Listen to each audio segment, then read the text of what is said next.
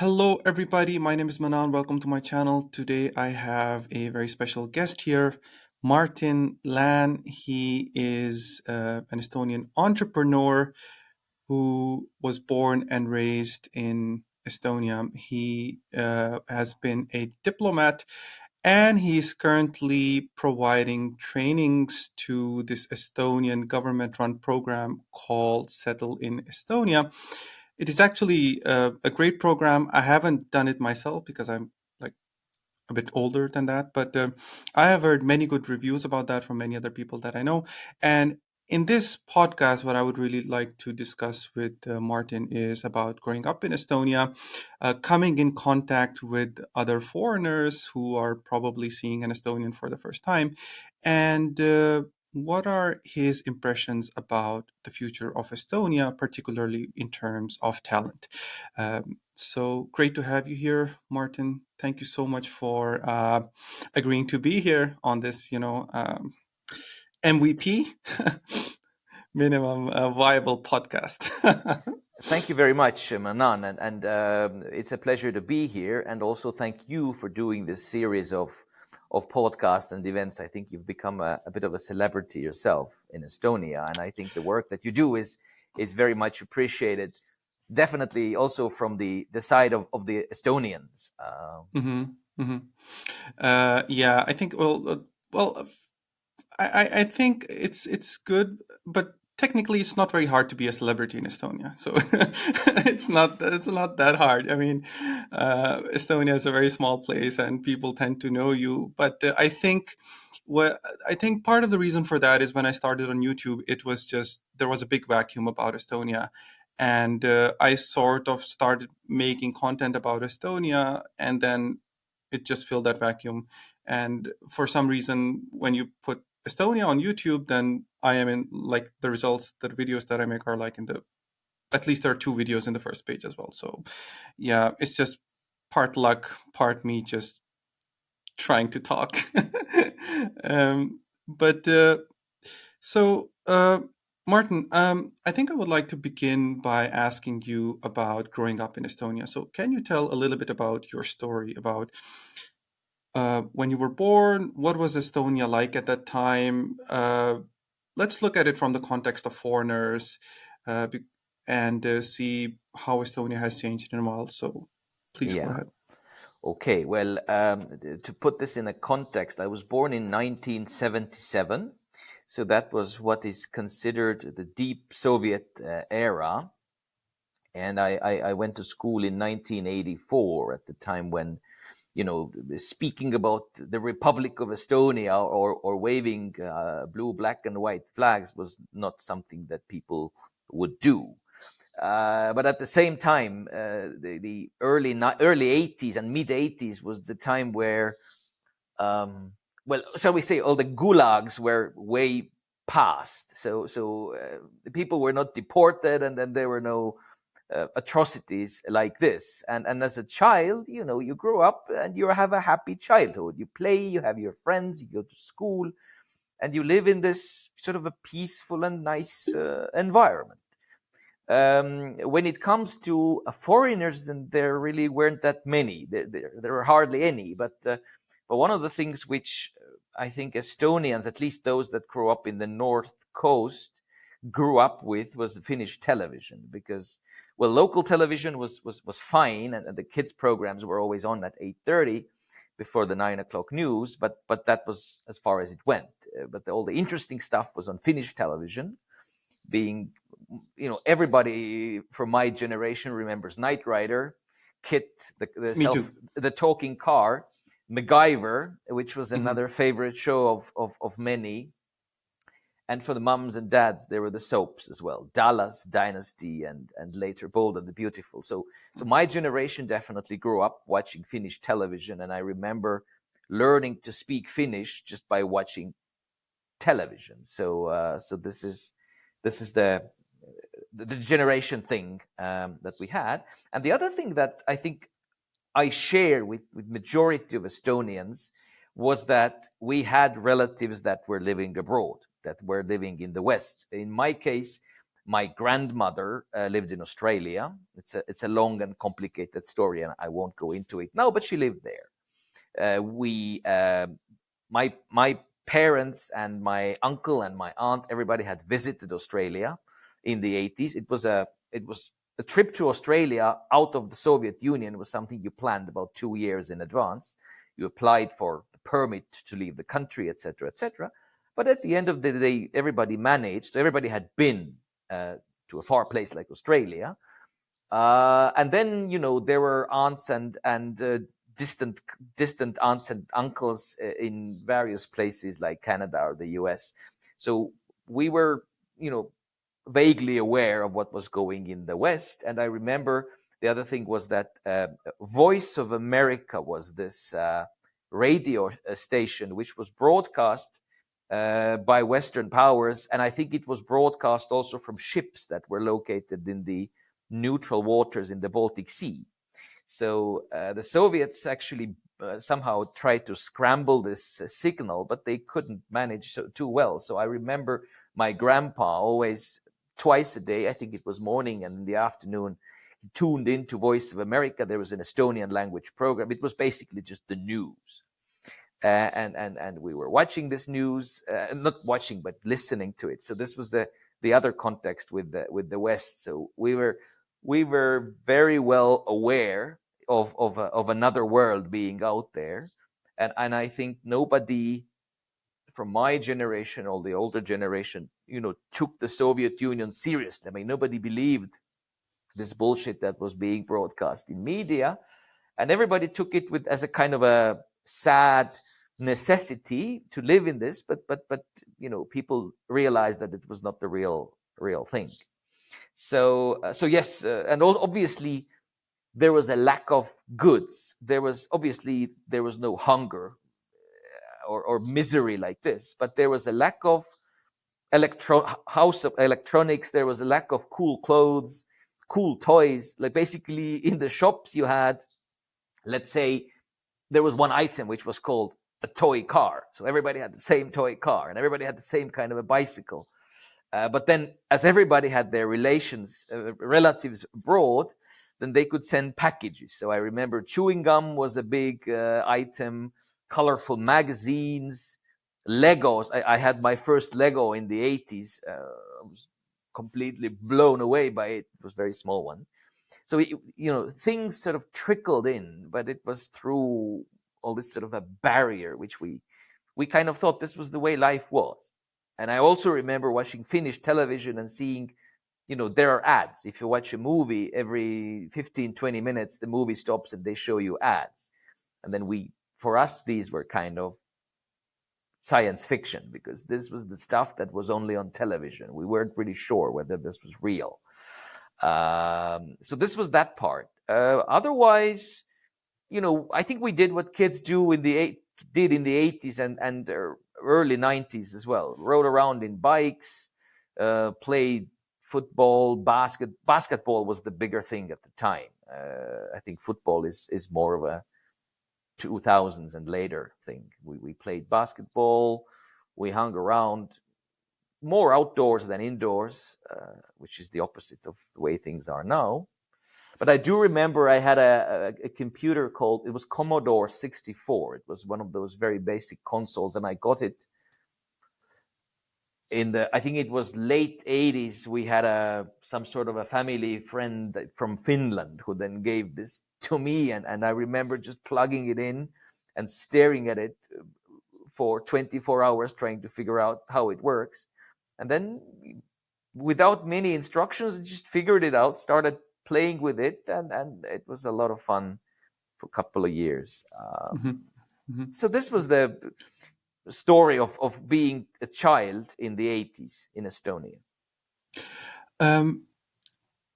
So let's move a little ahead, and I want to ask you about the time of the re-independence, like when Estonia became independent, because you must have witnessed that time yourself as I think. So what was the time like, the transition between Estonia occupied by the Soviet Union and then Estonia who had just become independent? Did you see any changes from your perspective? What was the change like? Obviously, I mean the change was massive. And yeah, I do. I was in 1988. There was the singing revolution, and I was Mm, at the time I was 10. So I remember being at these events with my parents and waving the flags, and everybody was kind of very happy.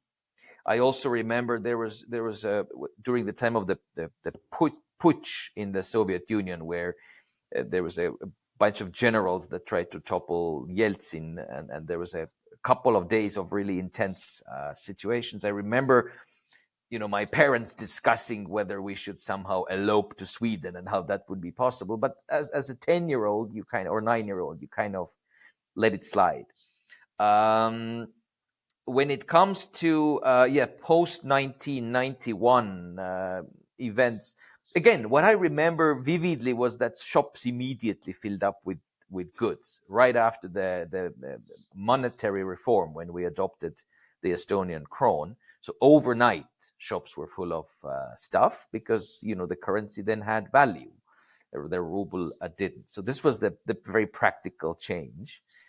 And then, slowly in the 90s, already you could travel. So people were, it was like a water slide, like a bunch of water being released from a dam. So everybody traveled. Nobody had any money. So I remember very popular were these bus trips. So you would have a 10-day bus trip to Rome, or to the northern Norway or wherever, and you would camp in tents, and the bus would break down like 6 times, but it was all considered to be the way things are. So there was not that much luxury, but there was this keenness of discovery, shall we say. So that went very quickly, and then I think the influence of Scandinavian countries cannot be underestimated in any way. So all school classes had their friendship class in Finland or in Sweden, and you were pen pals with the kids from there, and then you visited each other, and the teachers had their own exchange programs, etc. So this was a lot of back and forth going on. Then again, the early 90s or the mid 90s was, crime rates were quite high. So you would have explosions, and you would have these, gentlemen with very short hair and very muscular build, visiting small businesses and offering protection. And so this was the normal at the time. And as kids or sort of teenagers, we were kind of, again, we thought this was the way things were supposed to be. But again, life went on normally. You grow up, you start going to parties and dancing and having a couple drinks. All of this stuff was part of normal life as it is now. mhm, And as I mentioned, everybody knew, even in the 80s and 70s, that Estonia was being occupied. And it was not a big surprise that, there is such thing as freedom. It just kind of was realized at that moment. So it didn't come as a surprise. The fact that, history was being now openly discussed, etc. But I'm sure, my parents, and particularly my grandparents' generation, for many of them, they didn't believe until the last minute that it was going to go down the way it did, in a very positive sense of the word. yeah. Um, just like before we finish this chapter of this Soviet occupation, what do you think are some misconceptions or what people generally don't know about the Soviet occupation of Estonia, the knowledge that is not generally well known? Because I hear very polarizing things. Some people say that it was the worst time in the history of the country, and some people I say that, oh, I remember the good old times there. So, Yeah. um, if you could like just give me your own idea about like what are the current misconceptions that people have about the Soviet rule? Sure. I think one of the biggest misconceptions is that people say that this was the time of equality, where Hmm. Hmm. everybody was equal. That is completely wrong. That is completely wrong. And the reality is that the Soviet era was the same as medieval aristocracy.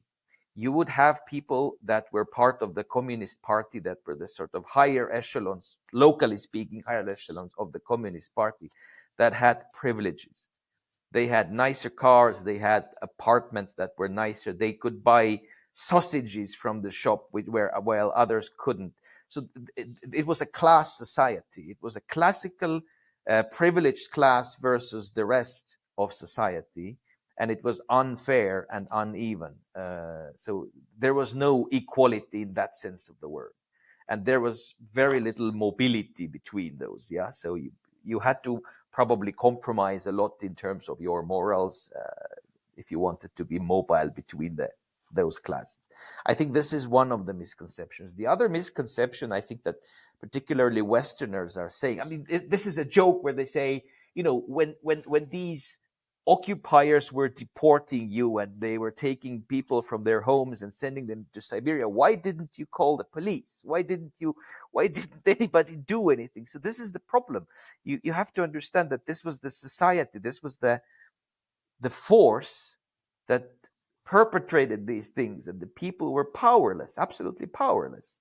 You could go to earlier, you could end up dead or in Siberia. In the later times, you were just kicked out of university. You know, university professors ended up working as street sweepers, you know, simply because of they spoke their mind. So it was a oppressive society, and everybody that had a brain, you know, and that were not part of the selected few, you know, suffered from that. But at the same time, as I mentioned, you know, if you're a child, you still have your, I mean, there was no war, there were no bombs exploding, and people were not shot in the streets. That's obviously, that was the case in the 40s and 50s, but not later. So in that sense, public transport went back and forth. Uh, Everything looked the same. Like there was very little color in both a direct sense of the word and in the metaphorical sense of the word. If you look at the pictures from Tallinn Old Town, even from the early 90s, it's very, very dull and gray. And you see, the other thing is that, and Westerners have find it very hard to understand, if you don't have private property, you don't have any motivation at all to do something to make things beautiful. So people were in the apartment blocks of Mustamäe or Lasnamäe or wherever, the beauty was inside. If you went inside of your apartment, you would have beauty. People like beauty by definition. But everything that was outside belonged to someone else, and as it belonged to everybody, it didn't belong to anybody at the end of the day. And the philosophy was, because it was an oppressive regime, it was kind of a matter of pride, you know, to steal from it. Yeah. So to steal from your employer, if you worked for a Soviet style factory, was the norm, and it was like the right thing to do, which I think spoiled or ruined several generations. And I think that is the biggest shall we say, burden that we are only now beginning to get rid of, simply by a generation shift. That's a really good point that you brought out. That was about stealing, because recently I did a tour. It was a tour for Ülemiste, where they had one of the biggest factories. That they even made like material for some nuclear weapons or missiles or anything. Nobody knows like what that. they were actually making. Yeah.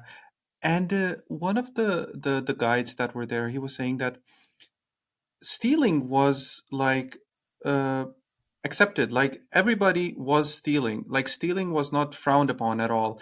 But if you use that material to buy something exotic or do something, that was like frowned upon. Like you can take anything that you want, but to use that to for your own advantage in a way that you know that you're getting some new stuff or something like that, that was like really And frowned an upon. example, and even though this might sound like a joke or an anecdote, I'm sure it's actually something that happened over the course of the 60s, 70s, and 80s, was the story of a man who worked in a company or a factory that produced bricks. So he brought one brick home every evening with his suitcase, and at the end he built himself a house. So building something was something that took many years, and often so happened that the people who built their own houses or their summer cottages, or suvila in Estonia, when the suvila was ready, then the person died because he had exhausted his entire life building it. But the suvilas that's another topic. You can do a whole podcast about it. Estonians being, well, relatively poor, everybody still had a second home. It was everybody had it, like almost everybody. It's a curiosity there. I'd like to move ahead and jump into your professional life. So Estonia is now independent. You're a teenager, and what was your professional trajectory like? University, and then all the way towards being a person who sort of like represented Estonia, because I also saw that you were a diplomat as well. So if you can just describe your journey from Estonian independence to the time where you were starting to come in contact with foreigners. Yeah, it probably deserves a special program, but my career, I think, can be compared to the pinball machine. So for some people, their lives are a planned trajectory, like a missile. You go from here, you go, and then you aim and you reach your destination. Mine has been a lot of back and forth, and a lot of it has been unplanned. And it's relied on chance and human relationships and just a gut feeling, and also these kinds of pivots where you are on a very good and normal career path, and then you make a complete change, and everybody says, "Why are you doing this? Why you have everything going on for you?" So in short, I went to which at the time was called Tallinn Secondary School number 7. Now it's the English College. And then after I graduated, I went to Tartu University to study economics. So, and I did that for almost 5 years. And when I graduated, I studied economics, and there's an organization called ISEC. Maybe you have heard. It's a student organization for students of management and business and economics. So I used the possibility to go on a traineeship to Malaysia. So after immediately from graduating from uni with bachelor's, I went to Malaysia for an ISEC traineeship for a year and a half. Worked there for a language teaching company. Looking into the future, kind of ironic or interesting. Coming back from Malaysia, I spent also half a year in China learning Chinese, which was a sort of a random thing that I decided would be a cool thing to do. Don't speak any at the moment, if you ask me, except for ni hao. So when I came back to Estonia, I thought I was this international man of mystery and all that. So ended up working for the Ministry of Foreign Affairs, dealing with trade, so international trade and World Trade Organization. So I was 3 years in Tallinn in the head office. Then I was transferred to the Estonian permanent representation in Geneva, in Switzerland, which is where the World Trade Organization offices are located. And while in Switzerland, I realized that there's a whole world out there aside from civil service. And then I went to do an MBA in Switzerland in a school called IMD, which is in Lausanne, which was a kind of a corporate establishment. So after this, I got a job with Philip Morris, a tiny company producing cigarettes. And I worked as a tobacco lobbyist here in Estonia, dealing with tobacco issues. But I don't smoke, and at the end of the day, tobacco was not my thing. So this is when me and a friend of mine, we decided to start our own business. So we started this company called Expat Relocation Estonia. And the driving force there was simply that I had been helping my foreign friends anyway. So people would call me and say, "Hey, where do I find a barber shop, or how do I open a bank account, or do you think this is a good apartment to rent?" I was doing this anyway for friends, and then I thought, maybe this could be turned into a business, and it did.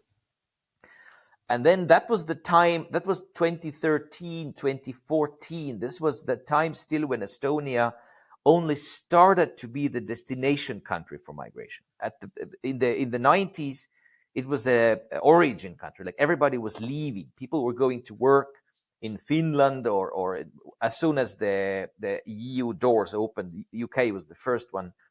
People would go there to do simple jobs and earn good money.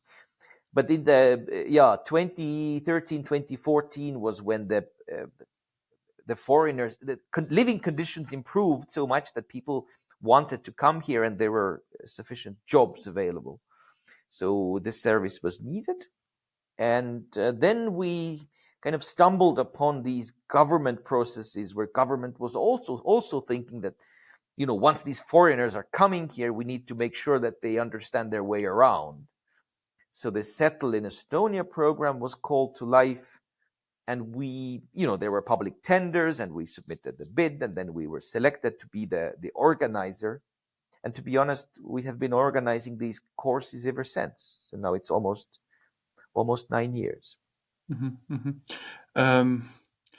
About what you said about being in 2013, 2014, because I came to Estonia back in 2014, and it's such a surprise, because in the last 9 years, I have seen this whole journey of Estonia from it wasn't a destination previously, but now it is a destination now. I remember that people hardly knew about Estonia back at that time. Like I would tell them, and it would take minutes of explaining to them, oh yeah, you go here from Finland, you go here from Sweden, you go here from Russia, and that's where this tiny country of Estonia is. And people were still very, skeptical about that. So I think I want to talk a little bit more about your time as a representative or as an Estonian abroad in many other countries.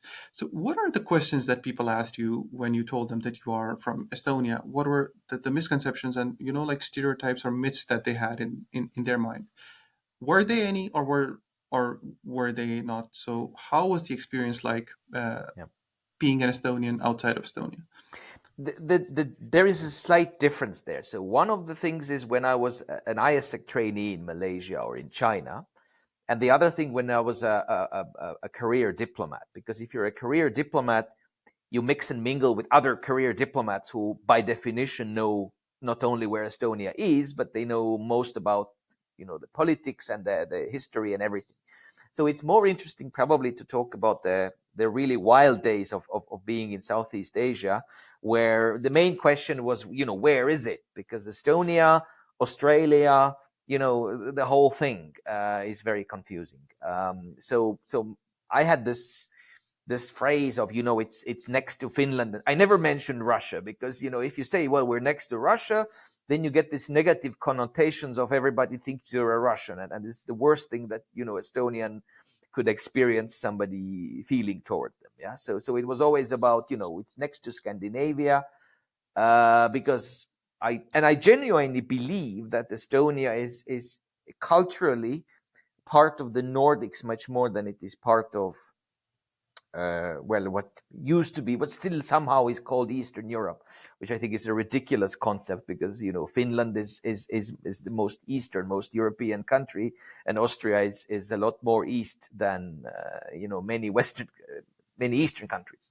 So geographically, it's a nonsense, and politically too, because it's, it made sense in the 80s, but not anymore. So it was always this, it's next to Finland and Sweden and all that. Then there is always the language issue. So in a way, it's an icebreaker because it's such a strange sounding and weird language which nobody knows, and it sounds different. And so you can make a lot of party jokes, and you can become very popular by explaining about the language. So this is something that people, are very keen on, to discover. But obviously, nobody at the time really knew where Estonia was. So it really had to go from the basics. Yeah. Mm-hmm. The misconceptions are, Eastern Europe is one of the misconceptions. I mean, Estonians are not people that wear tracksuits and the stereotypical Slav, with all due respect to our Slavic friends, but we're just very different. And then the nature thing, the islands, the fact that there are really that many. If you come into a more conversation about Estonia, then people are curious, and they're kind of, and you find yourself in a role where you're probably the first Estonian that they have seen, and probably the last one for a long time. So you have to make a good impression. And I think if you are from the States or from China or from India, then maybe you don't care so much, because everybody already, you have this ingrained understanding of what Americans are or Indians are. But as an Estonian, you can make a difference. If you're an asshole, then people generalize very, very quickly. And if you're a really nice and smart person that is helpful and interesting, then this generalization is easy to happen. And I think that I'm not the only one that feels that way, and that my compatriots have done a nice job around the world explaining that we are excellent and exceptionally nice people. I want to talk a little bit about the early days of Settle in Estonia program and how you were providing training. So if you can tell a little bit about the trainings that you were providing, what were the challenges that you saw at that time for people who are coming for the first time into this completely different country? And since then, how have you adopted your trainings and programs based on the feedback that you have continuously got? So how has the program evolved? Yeah, there are a couple of big changes. And the biggest change that has happened, and I'm 100% convinced that it has been a change for the better, is that we have massively revamped our language program. The main difference is that when we started out, we had Estonian language courses based on English or Russian. So depending on which language you were more fluent in, you could choose that group. So if you were choosing an English group, then the teacher would explain things in English, and then gradually you would learn Estonian language. So if there is a word, koer, if you would ask, what does koer mean? Teacher would say, it's a dog. Yeah, that's the way it worked way back then. But the negative of it was that people still ended up chatting with each other in English, or if it was a Russian group, then they would end up chatting in Russian. Russian groups even more so, because they were ethnically much more homogeneous. If you're an English group, you have pretty much everybody that is not Russian or Ukrainian or Belarusian. In Russian groups, there were these three nationalities mainly. So back in 2020, 19, we made a massive change where we shifted to Estonian only. So we if you have, coming back to the dog example, if you have the word koer, and if if student asks, what does the koer mean? Teacher would not say dog. Teacher would probably either say woof or show the picture of a dog explaining what it means. So we do the entire course as much as possible only in Estonian. It was hard to adopt for students, because and we knew there was going to be resistance, but we decided to. I mean, it was the government's decision. I mean, that's the way they designed the program. But we did it, and I'm proud of it, because I think it was the right choice. And funny enough, about 6 months into the change, we had a questionnaire. So we asked people, you're now studying only in Estonian. Are you super happy or like mega dissatisfied, or you're somewhere in the middle? And it was a bell curve. So we had both, but it was more little bit tilted towards I'm kind of okay with it. So I think that by now, I think it has sunk in, and people are used to the fact that you can learn from zero. You can learn Estonian without single word, and you go and you only speak Estonian. This is how I learned Chinese. I had a private tutor in China. It was me and her. I didn't speak a word of Chinese. The teacher didn't speak a word of English. We just sat, we looked at each other, and we started going from one point. And in 3 or 4 months, I could have a dinner conversation in Chinese about, pass the salt type of stuff. That is actually so true, because I remember, because I've done two courses. Like, one was a private course for Estonian, and there it was the same. The first thing that you mentioned, that the conversation was mostly in English, and Estonian was like the learning language that were learning. But then I joined this course, Integration Foundation, which was a free course.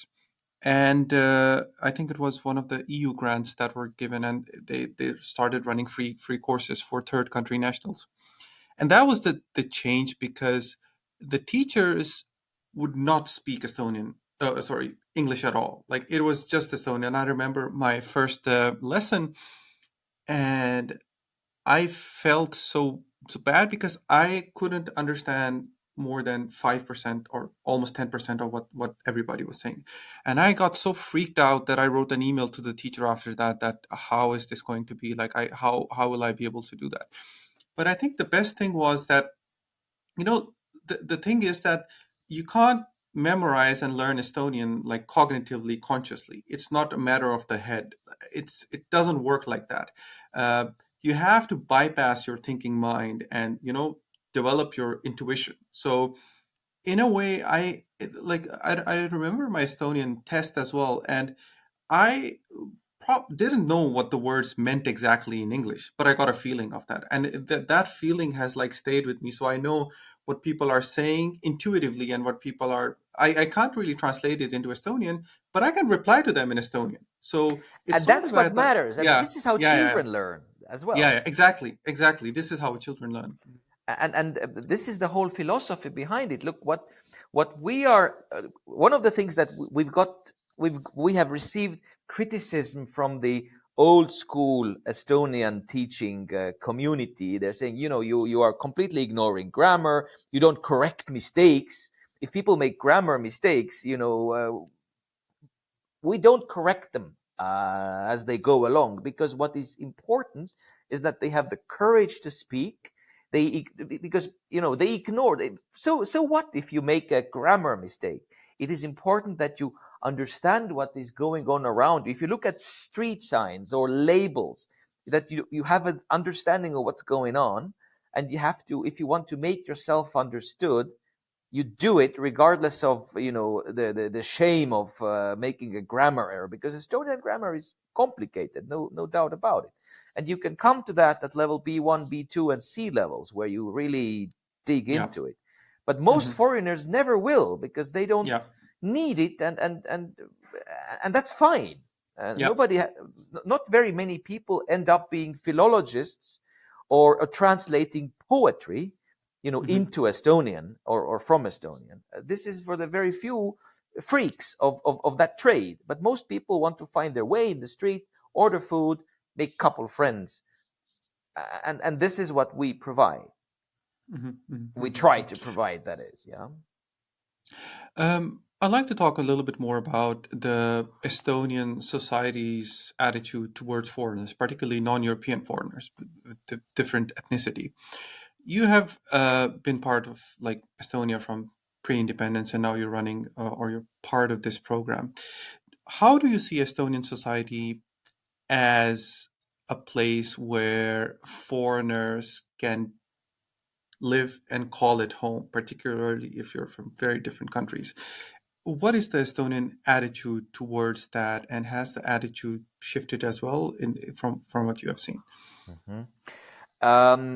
It is a very complicated question to Yeah. answer, and granted, there have been sort of shifts and changes, and these shifts and changes have not been unidirectional. So I wouldn't say that we have a situation where we had a completely xenophobic society to begin with, and then it has gradually become more foreigner friendly. I would say that, first of all, the country was super mega keen on foreigners, because most of the foreigners that came here, they were either investors or people that brought stuff. Yeah. They were a lifeline, if you will, to get stuff from the West, and information and all that. So they were very, very welcomed.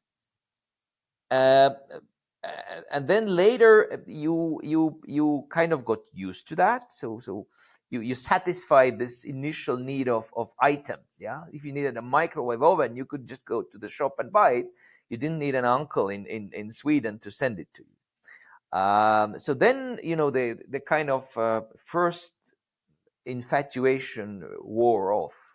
And when we started to become a destination country for migration, then we had, and honestly speaking, there were no black people in Estonia, none. There were probably two, and they were both students in the Naval Academy, in Tallinn.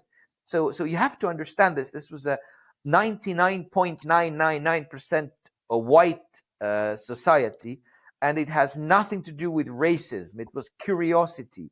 The fact that people point fingers or they come to touch the hair of a black person was curiosity. It was not racism or hatred. And as a white person in India, I have been stared. People, there are probably holes in my skull out of the stares from Indians. And I realize that they don't hate me, and it's just curiosity. They haven't seen a white person before. So the other way around was in Estonia. It's far, I think, gone now as well. We are used to that. People of different nationalities come. So there has been this getting used to of seeing foreigners in the street. The other thing is language, and there's a phrase that I can quote from any elderly person in Estonia, Estonians mainly, including my own parents and everybody that I know. The phrase is this: he's foreigner, but he's okay because he already speaks a little bit of Estonian. The sentence starts, he's a foreigner, with a little bit of he's a foreigner, but he speaks some Estonian. So that makes it okay to be a foreigner. So people, it is about the language. It's so much about the language. And if you look at the sort of the first paragraphs of our constitution, and this is foreigners forget that Estonian state, according to the constitution, exists for one sole reason and one reason alone. It is the preservation of Estonian language and culture eternally, ad infinitum. The country does not exist to provide for good living or security or for nice jobs or for equality or any of that stuff. No, it is only for the language and the culture. Yes, obviously, the rest comes along, and you cannot have one without the other. But the sole reason why this country, legally speaking, exists is the preservation of the language and culture. Yeah. So everything else is secondary, and foreigners miss that because it's just another language. I learn it or I don't. It's not. For Estonians, it's really deeply rooted. And if you do speak, and if you say tere, minu nimi on, it massively and totally changes the attitude. So that's the language bit. And then the third bit, which is what concerns me, is that when I talk to foreigners now, it is 2023. Then a lot of them are saying that there is a very slight, shall we say, erosion of niceness. Yeah. So it's not as nice to live in Estonia now than it used to be 4 or 5 years ago. It could be because the prices are getting higher. It could be because of the multiple crises of COVID and war in Ukraine and all that stuff. So yes, there is this, and there are people that are being attacked, and people that some people tell them nasty stuff. I don't know, go home. Why are you here? This is increasing. There's more of this now than there was 3 or 4 years ago. Why that is, I mentioned, is one of the things is the crises. The other thing is the whole some kind of a polarization of society, which I personally think is a info op by the Russians, but it's anyone's guess. But it's everywhere. It's the US, it's the Western Europe, it's, I don't know, Armenia. Wherever you look, you have polarization of societies. And maybe if Sauron's wings are clipped a bit, the orcs will stop and it will become more harmonious. But for the moment, this polarization doesn't help.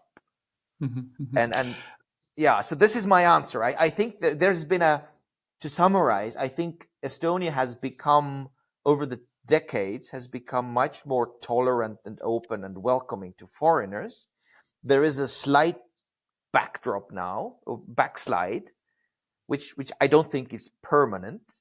And it's a lot of it is about the language, a lot of it, much more Yeah. than foreigners could think. Yeah.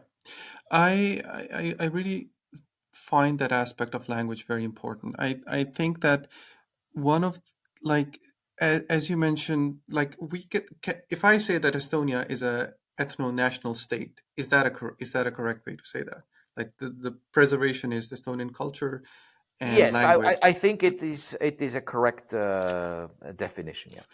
So and I think that it's like it's also understandable that the Estonian language is very important, but I think one of the things that foreigners have a little bit of an advantage over is that I always say it to my friends or people or anybody that I'm making my videos, is that start learning Estonian the day that you come here. Even if you think you're going to be here for like 2 weeks, learn 20 words. It doesn't matter.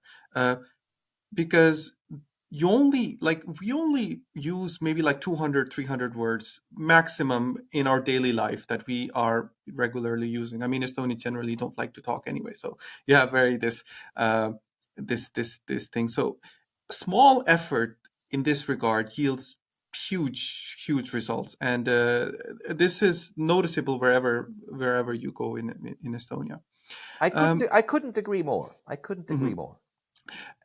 I would like to talk a little bit more about, because in the last 8 years, I have seen this like trend of like a little bit racism and xenophobia, not in the area where you would expect, but for example, last week I heard this news that there was this incident between a Finnish children team and then this Estonian basketball team, and there were some clashes. I don't know. I think Estonian World reported on that. And then there was this incident for I think there was this Estonian racer who said the N word during a live stream, and then Red Bull sort of dropped them for that. And I think that there was another incident that I remember a few years back, where a person who was a black person was teaching in school, and the children, and he had to, and I think he was dropped or he was shifted because there were so many comments, like racial comments from. So do you think that this is a problem, that the younger people or generation is it like uh, people are not, and people don't understand it, or is it more like they are intolerant? Because I don't see this as happening for, like, like the older generation of people who are, saying do this or do that, but it's more like the teenagers, at least the thing that I hear from the news. So I would like to little know or get your opinion about this. Sadly, I'm not a teenager anymore, but Yeah, yeah. I try I try to speculate about this. So first of Hmm. all, I think still Estonia, the amount of foreigners and the amount of foreign-looking foreigners, shall we say, in Estonia is still very small compared to most Western countries, and not even speaking of the US. Uh, Yeah, so so being a foreign-looking person, you stick out of the crowd, and yeah, that's true. a lot of it has to do with kids just being mean. Like if Yeah. you had a massive mole on your nose, or you had some other disformity, kids would pick on you at school no matter what. Hmm. And I'm not in any way comparing being racially different to having a mole on your nose. Please don't misunderstand me here. But I mean, Yeah, yeah, kids are just being mean, yeah. and I think kids. My opinion is that kids are as mean as they always are. I mean, kids are not politically correct Hmm. creatures. Hmm. And also, I think there is still a lot of room for Estonia to get used to the fact that foreigners are here. And how to say, I'm not justifying it. I'm saying that I wish Estonia was a more tolerant country, and I think it is more tolerant country over the long run. It has come a long way Yeah. from the, let's say, 90s or so. Uh, so it takes, I think the effort is needed on both sides. Foreigners cannot expect to be, you cannot sort of hide behind this sort of a woke ideology where you say, look, I deserve respect simply because I am of different color. No, and it's the same. I give you I do a side branch here, if you don't mind. It's a question of age. Look, in Asian countries, age demands respect. Yeah. Yeah. So if you are old, you are respected just because you're old. Yeah. Yeah. So let's say if you're a murderer or a rapist or just a total asshole in the young age, when you become old, this all is forgotten and you are respected because you're old. I think Estonia is much more meritocratic than that. So you are respected because of your deeds, not because of some uh, property like age or skin color. So you shouldn't be uh, disliked, or you shouldn't be attacked because of your skin color. But at the same time, you shouldn't expect to be treated preferentially because of your skin color or your age. And I think age-wise, this is exactly the case. If you're a shithead, then you're being old. You're still a shithead. And there are a lot of shitheads among young and old. And I think the percentage of shitheads in society is a constant across the world. So Mm. I don't think Estonians give you respect because of a property, but because of your deeds. So if your deeds are good, and if you're a nice person, you're productive, you work hard, you are friendly, you make an effort to speak the language, then, and if you don't roll up in a shell at the first sort of semi-aggressive behavior that you witness, you will go a long way. So I Mhm. think this maybe some people will define this as racism at its finest, but I still say this because I think deeds are much more important in Estonia than your looks, your properties that are not dependent on you, disabilities, age, and all that. So it's what you do that matters, not what you say. Um, I I looking back, I think I see that Estonia has definitely come a very long way in the last 9 years that I've been here. Like when I first came, like I was like the only foreign looking person for like weeks. Like I couldn't see anybody for like days. And then slowly there was this influx of people coming in. In the last 4 or 5 years, there has been a massive spike. I think particularly because these startups like Bolt and Wise and these have been massively hiring people. And I think one of the proudest moment that I ever felt like was when I saw a black person working as a cashier in Rimi in Telliskivi. And that I felt was, man, this is so amazing because before that, I wouldn't even see them anywhere. And then there was this another picture recently on Facebook where a black person was driving the trolley bus, like the public transport bus, and that I mean, I think one of the things about Estonia that I really like is this idea of like taking charge of yourself and then going in a direction of improvement. And as you said, that it's not always a unidirectional phase, like you move up and down. But I think as a general idea, this there is this attitude that I think I can only relate to in the early years of the American independence, that we have to we have to take care of ourselves, and we will do whatever it takes, and we want to improve ourselves, and we will do whatever it takes to do that. So that's just my understanding of what the what I have felt being the Estonian attitude. There is a, I think in Estonian language and in culture and all that, the concept of home is very important. Hmm. And there used to be this in the Russian language, there is no word for home. There is the word for house, and the home is the same, dom.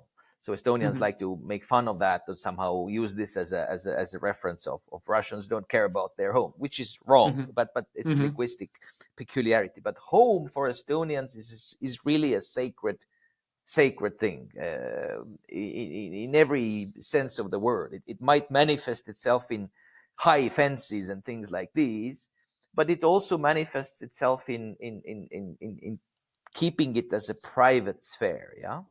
So in a if you extrapolate that, you could say that the country, this small country that we have here, is our private sphere, and we consider it to be our home. And there is this, when in Rome, do what like Romans do, and all the foreigners that are here, they are guests. They have come to our home. Yeah. Where there are our rules. Like, it doesn't mean that we have to, or it is justified to attack or be rude to a foreigner, but they are guests. um and there are peculiarities. In your home, you leave your keys in this certain place, and maybe someone else leaves the keys in a completely different place, or you put your shoes this way, or someone else puts it the other way. But we have our way of doing things, and this is the only place. It's a very small place, and it's the only place that we can call home. Many people that come to Estonia come from larger countries, whether population wise or territory wise, but mostly population wise. So there are millions and tens of millions of people, that live the way they do. Take any large country, the US or Germany or Nigeria or India. There are so many people that where you can live the Indian way or the German way. If you come here, out of respect, try to understand why people behave the way they do. But having said that, obviously attacks on people, calling people nasty things is something that we shouldn't tolerate, and we need to fight against it. But the small sort of things, like, why can't I make friends in Estonian, or why my neighbors don't like the smell of the food that I make, or the wild party that I organized. You know, there is a reason why they don't like it, and let's just respect that, because it is a question of home. Hmm. And unfortunately, this is the only home that we have, and it's very small. Um, I'm not I trying think to I be want. apologetic. Once again, I'm not apologizing, and I'm not trying to find excuses for racism or rudeness. I'm just trying to explain the context from our side of the table. Yeah, I think it's very important to get the perspective of the other side as well, and it's really good that you're able to explain that in a way. I think what I want to continue on is to the topic of Estonia's future, and I want to tie that into like Estonia has some real challenges, and one of the challenges is, of course, demographics. And I think one of the things that I say is that uh, people are coming to Estonia. I mean, foreigners are coming to Estonia because Estonia definitely needs talent. I mean, it's the world is like the world has fast become meritocratic, right? So we have an explosion of talent. We have an explosion for the need of talent as well. And if Estonia wants to also, of course, attract the best talent, and Estonia has this challenge of demographics as well. So I what I want to say is that, do you think that there is that there has to be some kind of flexibility or change in the Estonian general idea of a foreigner coming here, and not coming here because they want like asylum, or they want to profit off the state, but because they are coming here because firstly they want a better life, of course. Nobody would want to move from their country otherwise. And the other part is that the state, the country needs talent, and they need people, skilled people, young people who are able to pay taxes, who are able to pay social taxes, and who have, if you're young, you have very little to take from the government in terms of health and all these things. So what I mean to say is that, because I have been in like active in the online sphere for so much, and people often like say or like think that foreign people come here just to, like they're parasites. They're sucking away the blood. So you should go home. But I think there's also a narrative that is more at the higher level. Like you see that narrative when you go a little bit outside of Estonia, or you look from the opposite perspective. Is Estonia saying, work in Estonia, come to Estonia for jobs. Estonia has great nature, great place, all these things. And we want you to come here if you have talent. The companies are like, there are hundreds of vacancies open. They're nonstop hiring. So what I want to know is that there is this division, or there's dichotomy that I see at the top level and at the bottom level. People are just very surprised. So what do you think about that? Let me start by commenting on the parasite thing. Anybody who has any understanding of Estonian social security system, as well as Estonia's immigration laws, and who has ever applied for a residence permit proving their salaries and the salaries of their cousin's uncle, knows that this parasite talk is bullshit. I mean, Yeah, absolutely. Yeah. Estonia does not. It is not possible for somebody who wants to live off the system to do that in Estonia. It might be possible in some other countries, but not here. Yeah. So that's one thing. The other thing is that, yes, Estonia has a choice. I mean, Estonia has, since the early 90s, been an open society. It has been an open society for ideas, for money, for business, and also for people. And open societies are better than closed societies. Yeah. There is no argument in any way at all about it. So Estonia needs to not only remain an open society, but become more open over the years and decades to come. That's the only way. So having said that, there is going to be more immigration in the future, and that is good, because that brings in new ideas. It brings in the talent that is needed on a daily basis, and not only in IT, but in various other sectors as well. And the third thing is that the country needs to adapt. So this adaptation is already taking place. It's painful. It's not easy. And the implications of that adaptation is what we just before discussed. Yeah. Some of the negative things where there is a backlash, or there is some negative experiences. And once again, I'm sorry that they exist. And we have to work so that there will be less and less of those in the future. Mm-hmm. And the openness of the society should still be, as you mentioned, meritocratic. So the people that come here need to contribute in any way they can.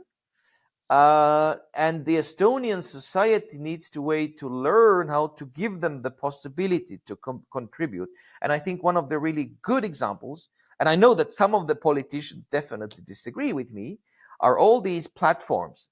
Be it Bolt or Volt or everybody it's kind of a stereotypical thing already. You're a foreign student, you're different looking, and you're a food courier. But that's okay, because that's a possibility for this person to contribute. Like at the end of the day, if I want my meal to arrive at my door, somebody needs to bring it. And until the little robots are not everywhere, somebody needs to do it. So if there is a person that is willing to put in the hours and the effort and the risk of being in the rain and being hit by a bus, I need to appreciate that, because that person is not a parasite, but he's working very hard at doing his bit or her bit. So the society needs to realize that, and I think slowly it is. Mm-hmm.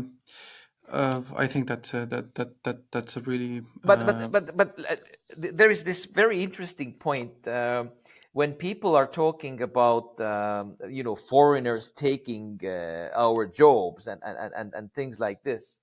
So particularly some politicians are saying we need to attract high value adding people like engineers and scientists, but we shouldn't attract people that do simple jobs.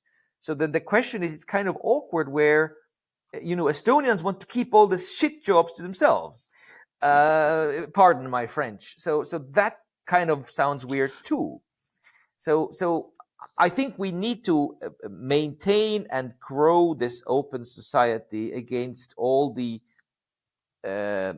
sort of temptations to do otherwise. And currently I see that happening, which makes me happy. Mhm.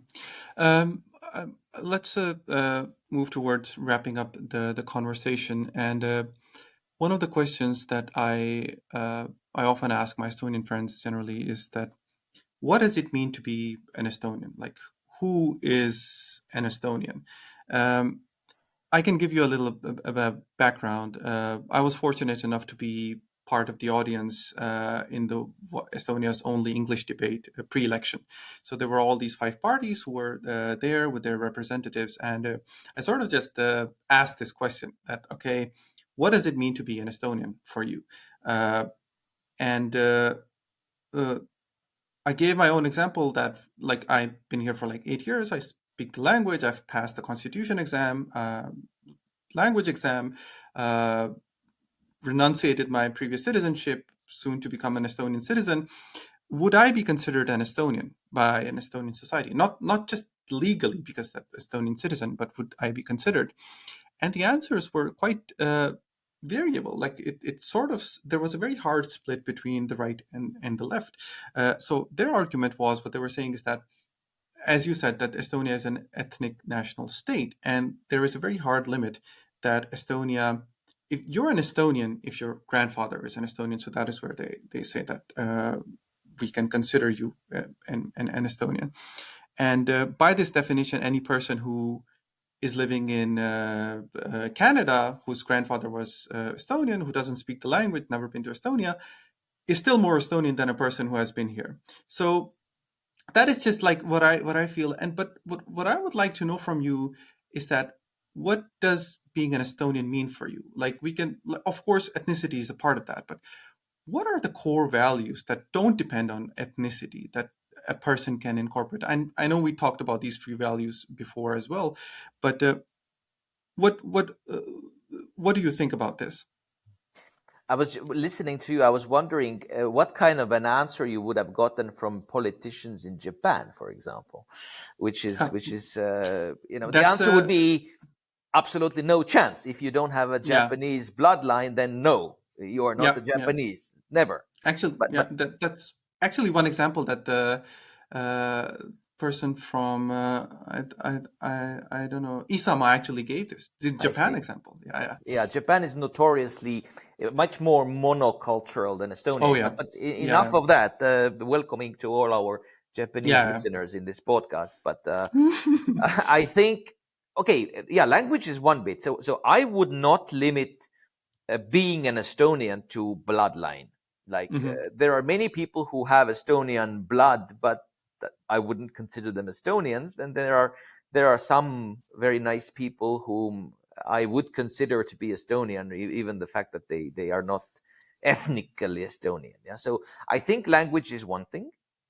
The other thing is humor. I think there is a sort of a generation. It goes in generations. Like my generation has certain jokes, and people who know the old Soviet time cartoons, whether it's Nu Pagadi or something like this, and that speak Estonian, or who is Luule Žavoranok. I don't know if you know, but toimetaja Luule Žavoranok is anybody who knows what that means, and everybody who finds it funny, I would identify already as almost Estonians. So, give you a hint. So the Soviet cartoons were always dubbed into Estonian. So every single children's cartoon started with this one person reciting.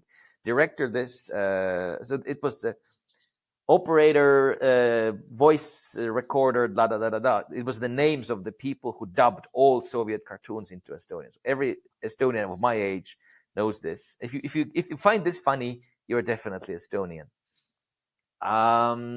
Language I already mentioned.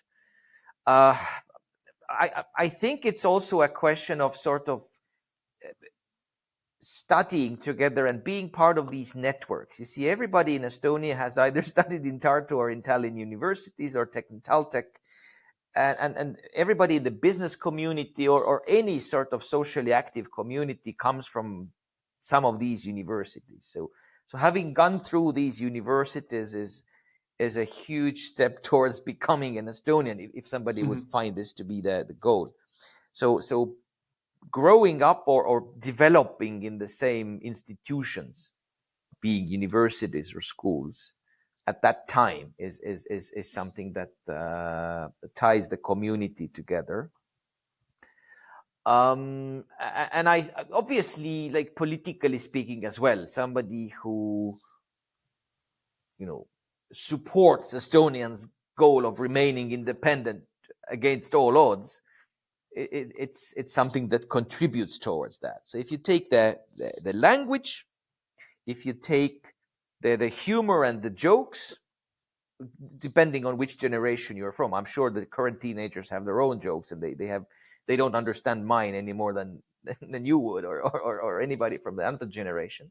So jokes of your generation, institutions, mainly meaning universities and schools where you're grown up in, these are the elements. And if you have a person that maybe looks different but speaks Estonian, understands my jokes, wholeheartedly sort of supports Estonian independence forever and ever, and has gone to the same university as my friend has, I would wholeheartedly say that this person is Estonian by all meanings of that word. Now the other thing is, what difference does it make? So even if you're not, even if you don't get the jokes, and you live here and you contribute to a society, and you're otherwise a peace-loving and a friendly person, even I wouldn't consider you an Estonian, but that doesn't mean that I would not want to live and work with you. So I think so. The criteria for being considered Estonian is what I mentioned, but I don't think being an Estonian is all that important. People can live here just as well while identifying strongly with their nationalities, and I think it's great. Not only, in a stereotypical way of, I go to a Turkish restaurant and it's nice when there's a Turkish chef that makes nice food, but in terms of, identifying as your nation is something that Estonians value, even if it's another nation. Like if you're saying Mhm. that I'm a Turk and I'm proud of being a Turk, then great. If you're saying I'm a Turk, but I hate everything that is Turkish, I think Estonian would find that much more alienating than when you are proud of your nation. So Mhm. so I don't know if so nationalism in the positive sense of that word is Mhm. something which Estonians value. Yeah. Doesn't have to be Estonian. I mean, you don't have to adore everything Estonian. If you adore everything that is in your country, then while respecting, say, okay, you guys are different, but I'm okay with that, and you can be that. You can keep being that way. That is a strong inclination of, let's live together. Mhm. Mhm. Yeah. I mean, one of the things that I often do, and I talked about it as well, that I sort of like bought a Estonian hat, warm hat for winters. Uh This is huh. one I usually wear, and it's sort of like turns head everywhere. Like previously, people used to turn hats because I look like a foreigner, but now even kids are like, "Oh, Eesti lip." So it's. I think it's small things like these that when you do them, and I still often say, like I openly say that Estonian flag is one of the most beautiful in the world by far for me, even though I was born and raised and I'm a Pakistani, and because I find it objectively beautiful. But so I think it's small things like these that you don't necessarily have to go against your own morals or cultures or all these things, but this idea of contributing to the society in your own unique way, and of course making like supporting the goal that of course this is my home too, and then uh, I support the freedom and independence of this place as much as the person that is here, because it is my home too, and its preservation is my first and foremost goal as well, and I want to make this place better for this for the very same reason. So yeah. So yeah, I think you're right, and it's the little things, and it's people that like Coke, or Yeah. like little stupid things like these, which Estonians are very fond of hearing. I mean, Estonians are a little bit vain as well, and we Yeah. like being told nice things. We like foreigners who come and say, "Oh, I like Estonia because of da da da da da." Mm-hmm. We there. I read the ears become a little bit Oh red, yeah. and people like to hear good stuff about themselves. Um, and yes, live and let live. I think this is Yeah. this is another philosophy that Estonians appreciate. So Yeah. Yeah. That's in the very that's broadest very meaning of that word. yeah. Yeah. Yeah. Probably I think that one of the things that I often say to my other foreign friends also is that, like, you can be yourself fully here. Like, if you forge a new identity, and I think many reasons why people come and stay in Estonia is that they find this glimpse of who they are because they're like separate from their own upbringing, culture, family, from large countries, even the country like US, where there's such a huge societal pressure to conform to a place, and then you come here and there is like a vacuum and you can be free. And so that's something that I've seen and felt myself as well. Yeah. But I think we can wrap up this conversation. I had a great time with you, absolutely, Martin, and I think I got a lot of good insights from you, got to hear from your perspective, and I think for you, because you have like lived you have seen Estonia before independence and then Estonia after independence, and you have seen this place grow, and not just grow internally but also outside. And it's a very refreshing perspective to see, uh, as a person who has one step inside the country and sort of one step outside the country. So that's very, very heartening to see. Thank you, Manan, for inviting me. And I think talking about these things helps me as well to clear my own mind and set my thoughts in certain order. And I think Estonians, we should do that. Yeah. To finish off, we've had this discussion, and I think that also Estonians need to have a Settle in Estonia program, in the sense that how to settle, how to understand the benefit that foreigners bring to this country.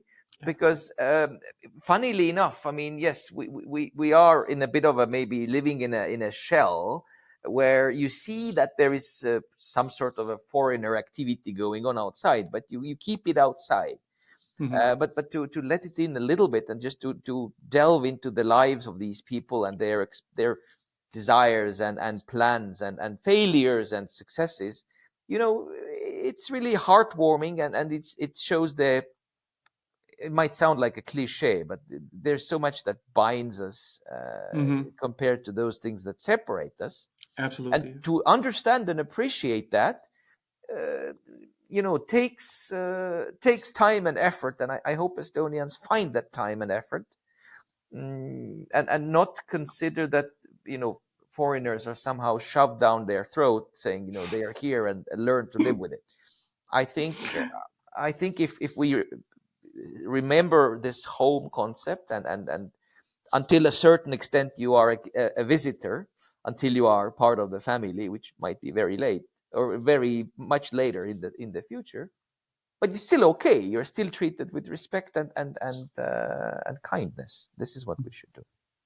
So thank you for um, inviting me, and thanks for the work that you do, because I think these podcasts do exactly that. They bring these two communities or two groups of society more together, and hopefully you can advertise so that people listen to your podcasts also from the Estonian community, because I yeah. think it's interesting. Yeah, yeah, yeah. I mean, absolutely. I think one of the reasons why a few of the stuff that I've done has been very well received or received by Estonians is that, of course, I think there is a hunger in the Estonian uh, people or community to see this experience of somebody jumping into Estonia and then transforming themselves. as a result. I see this because, like, for example, one of the videos that I made was about cultural shocks, and that was like it absolutely exploded compared to the other content that I've done. So I think there is genuine fun way of explaining things, and being respectful of both things, and to be able to bring out all these topics and discuss that. Because I think, as I said before, I think this is one of the superpowers of Estonia, is this constant ability that, like, almost like engineers have to constantly iterate, get better, look at this, get better, and that's like and that can be done through discussions and discourse and these things. But yeah, anyway, um, thank you so much, Martin. I had a really great time. And do you have any final words you'd like to say? Maybe you want to mention your company, the work that you're doing. People can find you on LinkedIn. If you want, I can put the link below. Yes, I'll use this opportunity to invite everybody to sign up for Settle in Estonia Hmm. courses.